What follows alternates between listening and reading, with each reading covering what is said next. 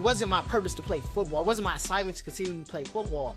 But it wasn't off of an ability thing. It wasn't off of a dedication thing. I have no regrets with football. Empty Johnson always talks about emptying the bucket. I emptied the bucket. I call it squeezing the lemon. I squeezed every drip out of it. Every drip out of it. I made lemon power, lemonade, lemon cookies, lemon.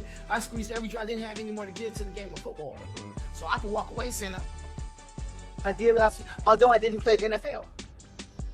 So we start looking at that type of stuff. When you look at the journey, man, to me the journey is what made you. My company built off of that. Literally. My mom said the same people you step over, the same people you trip over on your way down. So for me, I try to have a real heart posture of humility. I'm reading a book right now on humility because it's easy to say, man, I'm so humbled and thank you for this opportunity. And because of this opportunity, man, I wouldn't be here without blah, blah, blah, blah, blah. I used to know to say that was trained behavior. I didn't really always believe that in my heart. There you go. A lot of people are trained. I think Andrew Murray, I think that's the author of the book I'm reading, old white theologian, but brilliant. He's talking about humility and how Jesus emptied himself of God, of majesty, to die a sinner's death. And when you take that into consideration, and he always depended upon the Lord. Absolutely. So my old defensive coordinator, who was the head coach, said, you'll be the same person in 5 years, except the books you read and the people you meet. But you know some part about that? I ain't gonna read the book he read that in. And then I read it like 5 years later. And I'm like, he was 5 years ahead of me. Like, okay. But based on his information. So, information changes situations. But you know what's so dope about it when you said like those lines, being you here, like, oh, that's fire right there. Yeah. Not knowing, but they knew that it'd be impactful to us, not knowing where we were at. They had the foresight to say, okay, yeah. I know y'all know about this, but it's gonna impact y'all. So, Yeah. hey, here y'all go with this information right there or whatnot. That's dope, man. Man, I got a question for you. So when you talk about my wife, when you talk about my son, when you talk about legacy, so like my son, man,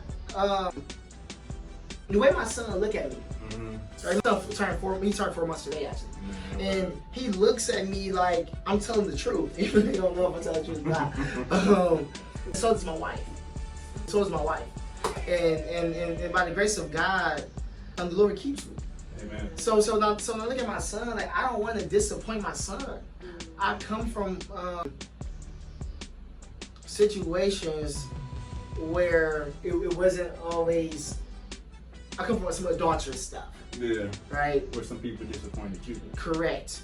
And I don't want to do that to him because Absolutely I see not. how even now that impacts me. A good book released by Dr. Henry Cloud called Boundaries. And in that book, he talks about that, right? It's okay to say no. Like, it's okay to say no.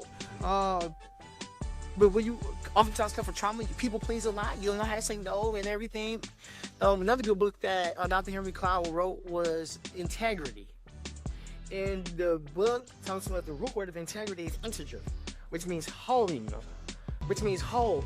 And are you whole enough for some of the positions that you're in?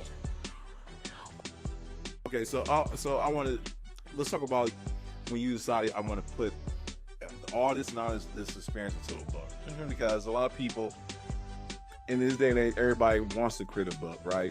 But they do it for the wrong reason, right? You say I want to create a book that's going to serve a purpose. No, hell with that assignment. Let's talk about the creative process that went into that, because doing it and saying it is two different things. Yeah, it was hard. Because now I'm trying to relive some of the things that you've gone through. Right, so I had to relive some of my traumas. I had to relive some of that. Apparently, I was blessed place. I was in therapy, and I had a different perspective on it. But then I also realized, like, people are still in that process. Yeah. So I wanted to be able to share my story. I look at this stuff like art. I want to be able to share my story, and prayerfully, someone can see the light at the end of this